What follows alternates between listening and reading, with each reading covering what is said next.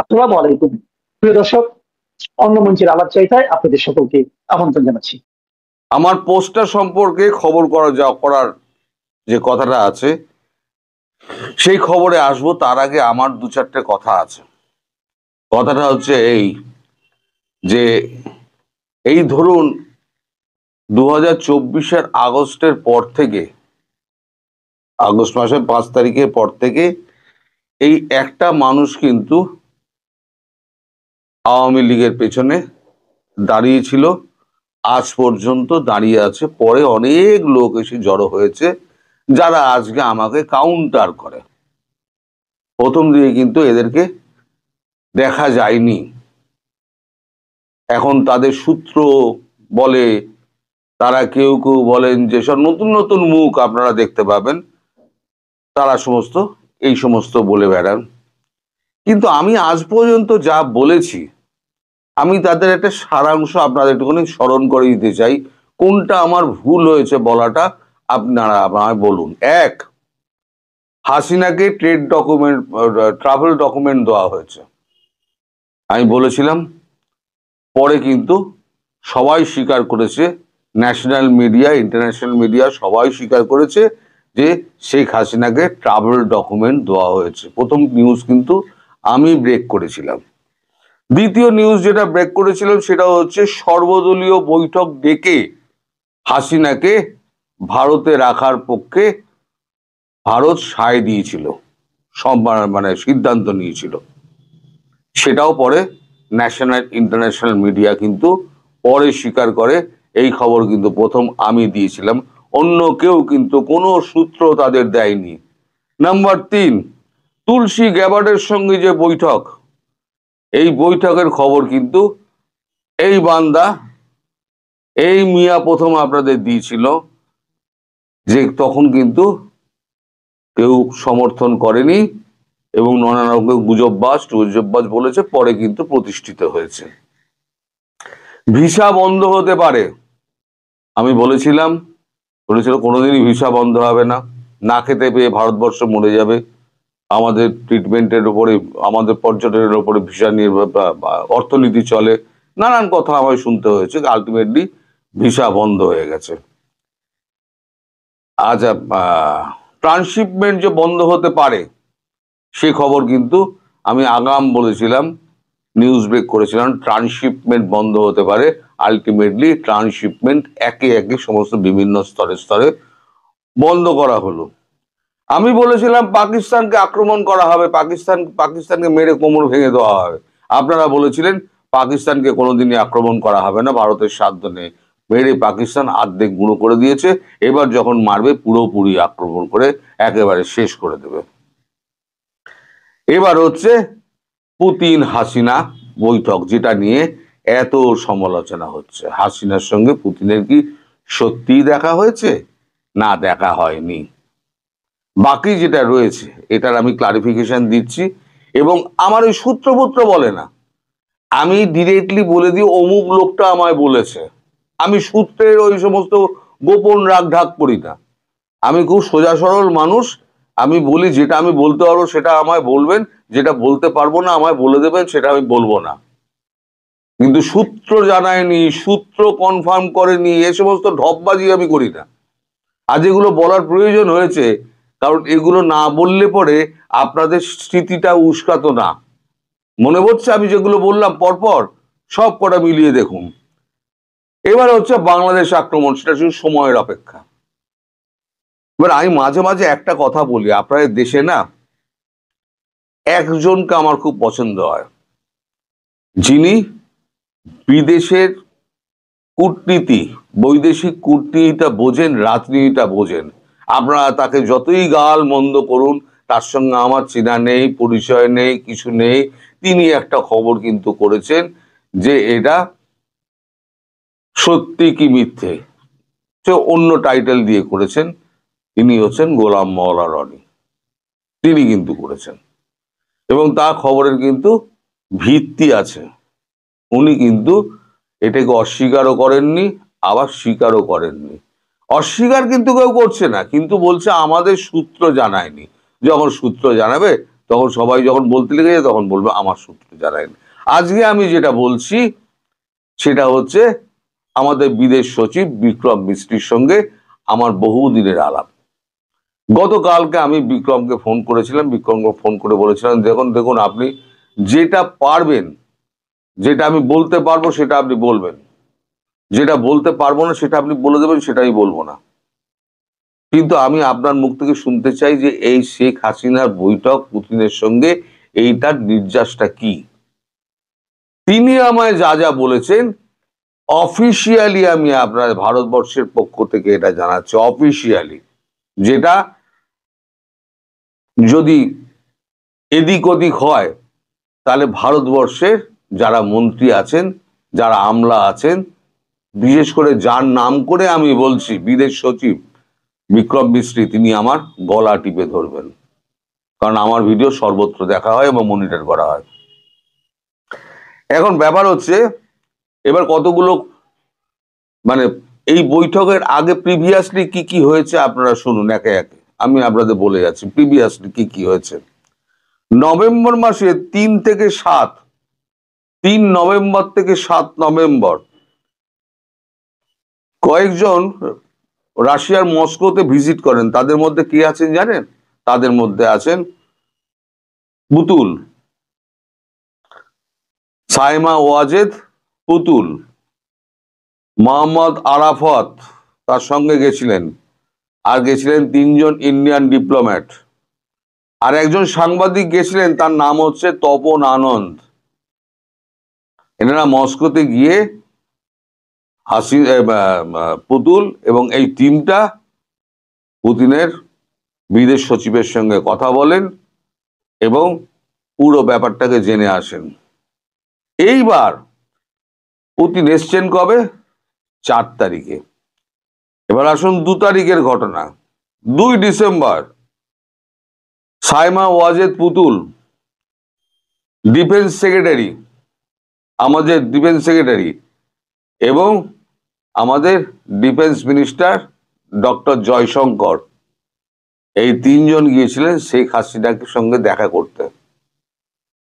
এই জন্য দেখা করতে, তাকে ব্রিফ করতে যে পুতুল যেটা ওখান থেকে শুনে এসছে আর জয়শঙ্করজি যেটা জানেন যে কি ব্যাপারে কথা হতে পারে, কারণ আমাদের ব্যাকডোর চ্যানেলে অনেক কথাই হয়, এগুলো আমরা জানি। মানে জয়শঙ্করজির কথা বলছি, তারা বলেন এটা আমরা জানি। তারা পুরোটা ব্রিফ করে দেন যে এই ব্যাপারে কথা হতে পারে, আপনি এর মতো করে তৈরি করে রাখুন। যেটা হয় সাধারণত ভাবে হয়, মানে যারা রাষ্ট্রনেতা থাকে তাদেরকে আগে থেকে ব্রিফ করে দেওয়া হয় যে এই বলতে হবে, এই ব্যাপারে আলোচনা আছে, মিনিস্ট্রিকে দেওয়া হয়, সেই মিনিস্ট্রির উপরে তিনি কথা বলবেন।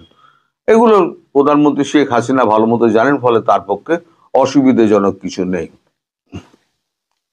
এখন এই যে আপনাদের কথাটা কি হলো, মেইনলি কথা যেটা হয়েছে সেটা হচ্ছে বাংলাদেশের সুরক্ষা এবং অর্থনৈতিক, বাংলাদেশে নিয়োজিত তার রাশিয়ান অর্থনৈতিক সুরক্ষা, বিশেষ করে রূপপুর পরমাণু কেন্দ্র।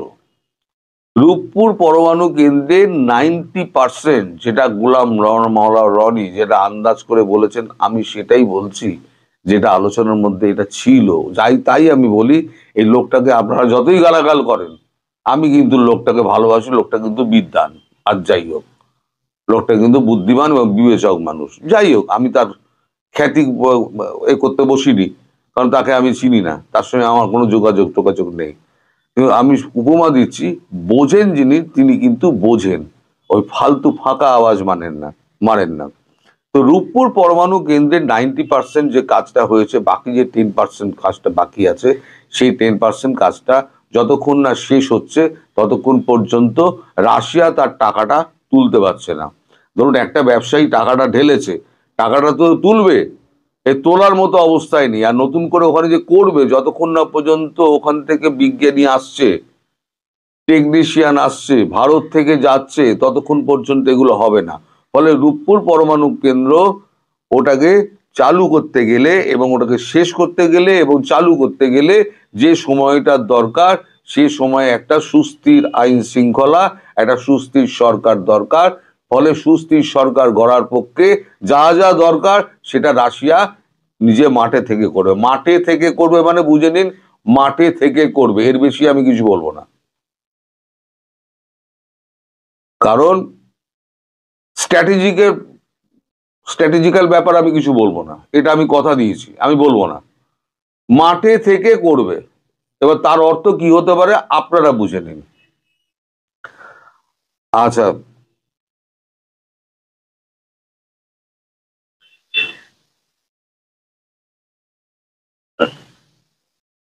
আনঅফিসিয়ালি আমি আপনাদের বলতে পারি, আনঅফিসিয়ালি বলতে পারি, সেটা হচ্ছে যে স্ট্র্যাটেজির একটা অংশ, যেটা আমি বলবো সেটা হচ্ছে যে আমাদের যখন পাকিস্তান যখন ভারত যুদ্ধ হয় সেই সময়তে যা করেছিল ভারতীয় সেনাবাহিনী করেছিল এবং ভারতীয় এয়ারফোর্স করেছিল, আমাদের নৌবাহিনীকে কোনো সুযোগ দেওয়া হয়নি।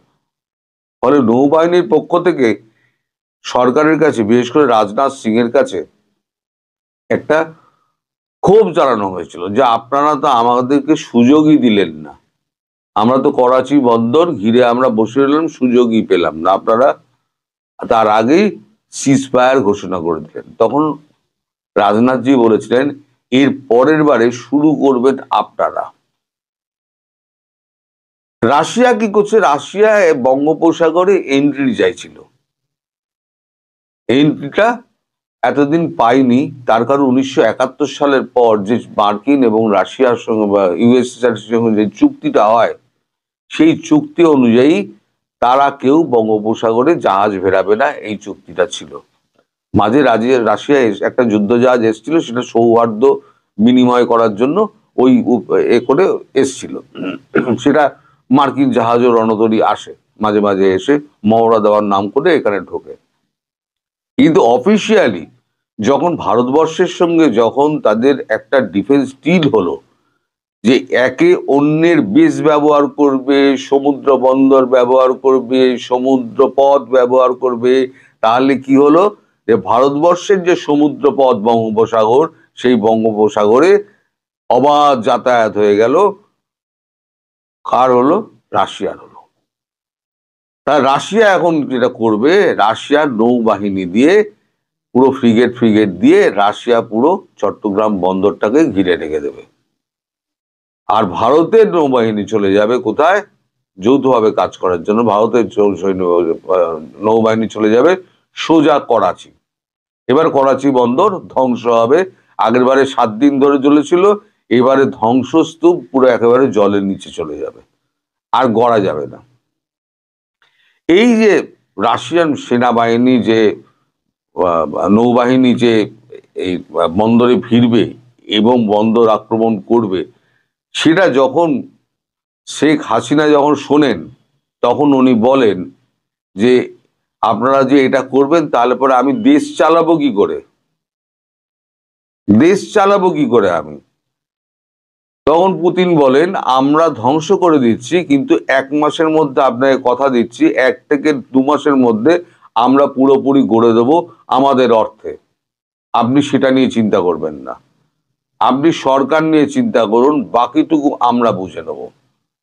এবার কি করে বুঝবে না বুঝবে সেটা হচ্ছে স্ট্র্যাটেজিক্যাল ব্যাপার, আমি ওর মধ্যে যাব না, আমি জানি। কিন্তু এটা আমার বলার এখতিয়ার নেই, আমাকে বলতে বারণ করা হয়েছে। কিন্তু যেগুলো বলতে বলা হয়েছে আমি কিন্তু নাম করে সেগুলোই বললাম যে এই সূত্র আমায় জানিয়েছে। এবার আপনারা কনফার্ম করে নিতে পারেন সেই সূত্র সত্যি জানিয়েছে কিনা, আর তিনি আমায় রিজয়েন্ডার পাঠাচ্ছেন কিনা। আমার ভিডিও প্রকাশ হওয়ার পর ভারত সরকারই খোদ রিজয়েন্ডার পাঠিয়ে দেবে যদি আমি ভুল বলে থাকি।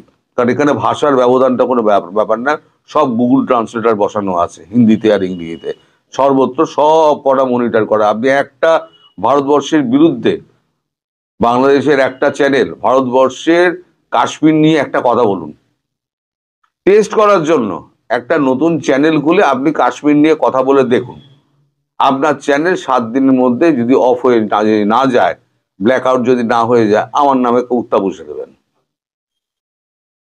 বুঝতে পেরেছেন? কারণ বাংলা ভাষা তারা যদি বোঝে আমারটাও বুঝবে। যাই হোক, তো আরো এই সমস্ত বিষয়, স্ট্র্যাটেজিক্যাল বিষয় নিয়ে শেখ হাসিনার সঙ্গে পুতিনের অনেক কথাবার্তা হয়েছে। এবারে আপনারা প্রসঙ্গ তুলতে পারেন যে সাইমা ওয়াজেদ পুতুল কেন। আমি কিন্তু দীর্ঘদিন ধরে একটা কথা আপনাদের বলে যাচ্ছি যে ভারতবর্ষ বারবার বলছে আপনি আপনার পরবর্তী প্রজন্মকে রেডি করুন, আপনার পরবর্তী প্রজন্ম যিনি আছেন তাকে রেডি করুন। আপনি কাকে বাঁচবেন সেটা আপনার সিদ্ধান্ত, কিন্তু রেডি করুন। উনি সাইমা ওয়াজেদ পুতুলকে উনি ডেকে নিয়েছেন। তাই পুতুলকে নিয়ে, পুতুল এর মধ্যে কিন্তু আমাদের নর্থ ব্লকে কিন্তু প্রচুর ঘোরাফেরা করে, সাউথ ব্লকে ঘোরাফেরা করে, এটা জানবেন। ওনার কিন্তু অবাধ যাতায়াত, মানে ওনাকে সেই অ্যাক্সেসটা দেওয়া হয়েছে। হাসিনার পরিবর্তে ওনাকে সেই অ্যাক্সেসটা দেওয়া হয়েছে। উনি অবাধে কিন্তু শেখ হাসিনার সঙ্গে দেখা করে, মায়ের সঙ্গে দেখা করেন, আবার চলে আসেন। এবার পুতুলকে নিয়ে গিয়ে রাশিয়াতে উপস্থাপন করা হলো। পুতুলকে এই জয়শঙ্কর নিয়ে গিয়ে পুতুলের সামনে সমস্ত কিছু ডিসকাশনটা হলো, যাতে পুতুল ভবিষ্যতে শেখ হাসিনা যখন ক্ষমতা হস্তান্তর করবেন সে তার মেয়ের হাতে, তাহলে তার মেয়ে যাতে সুচারুরূপে ব্যাপারটা সামলাতে পারে এবং ব্যাকগ্রাউন্ডটা তার যদি জানা থাকে তাহলে চালাতে সুবিধা হবে বলেই তাকে নিয়ে যাওয়া হচ্ছে। এইটাই হচ্ছে আসল ব্যাপার। আর একটা ব্যাপার হচ্ছে পুতিনের বিদেশ মন্ত্রীর সঙ্গে কথা হয়েছিল, পুতিনের সঙ্গে পুতুলের ডিরেক্টলি কথাবার্তা বলানো, 1 to 1। একটা পরবর্তী রাষ্ট্রপ্রধান যখন পুতুল হবেন তখন সেই রাষ্ট্রপ্রধানের সঙ্গে আর একটা রাষ্ট্রপ্রধান ভ্লাদিমির পুতিন, তিনি যেন সরাসরি কথা বলতে পারেন, তার জন্য একটা মুখোমুখি সাক্ষাৎ হয়ে রইল। এটাও একটা ক্ষেত্র প্রস্তুত হলো। তো আপনারা যে যারা বলেন না আমার সূত্র বলেনি, আমার সূত্র কনফার্ম করেনি, অমুক করেনি, এবার সূত্রদের বলতে দিন, তাদের বলুন আমার এই ভিডিও কন্ট্রাডিক্ট করুক, যে হ্যাঁ বিদেশ সচিবকে ফোন করুক, এই কথা আমি বলিনি, বলুক তারা। তাই তো অনেক যোগাযোগ আছে, তারাও তো নাকি সাউথ ব্লক নর্থ ব্লকে সব ঘোরাঘুরি করে আমাকে কন্ট্রাডিক্ট করার জন্য। তারা বলুক, তারা তো বড় বড় পজিশনে আছে। তো আমার নমস্য ব্যক্তি, আমি তাদের সম্পর্কে কোনো কিছু বলবো না। কিন্তু যখন মিথ্যে রটানো হয় না, এই গুজবগুলো আপনারা ভুলে গেছেন। এই যেগুলো আমি বললাম, এই হাসিনাকে ট্রাভেল ডকুমেন্ট দেওয়া, শরবত দিল, বৈঠক, তুলসী গ্যাবারের সঙ্গে দেখা, ভিসা বন্ধ, ট্রান্সশিপমেন্ট বন্ধ, এইগুলো যদি আমি না বলে দিতাম তাহলে আপনারা ভুলে গিয়েছিলেন, আমিও ভুলে গিয়েছিলাম। মনে করে করে আমার বলতে হচ্ছে। সুতরাং ভিডিও আর বাড়াবো না। শেখ হাসিনার সঙ্গে দেখা হয়েছে এবং সেই ক্ষেত্রে শেখ হাসিনার সঙ্গে এমন কিছু কথাবার্তা হয়েছে, পুতিন, জয়শঙ্কর এবং শেখ হাসিনা তিনজনের সঙ্গে এমন কিছু সে কথাবার্তা হয়েছে যার ভিত্তিতে, যেটা আমি জানতে পারিনি, আমি যেটা জানতে পারি নাই বলে দিই, জানতে পারিনি, তার ভিত্তিতে গতকালকে জয়শঙ্করজি ওই কথাটা বলেছেন। তিনি যখন মনে করবেন, তিনি পরিস্থিতির শিকার হয়ে এসেছিলেন, তিনি যখন মনে করবেন তখন তিনি যাবেন। এবার কি কথাবার্তা হয়েছে সেটা তো একটা গোপনীয় ব্যাপার, সেটা কেউ ভাঙবে না, আমি তো ভাঙবই না, কারণ আমি প্রতিশ্রুতিবদ্ধ। আপনারা সবাই ভালো থাকবেন, সুস্থ থাকবেন, সাবধানে থাকবেন।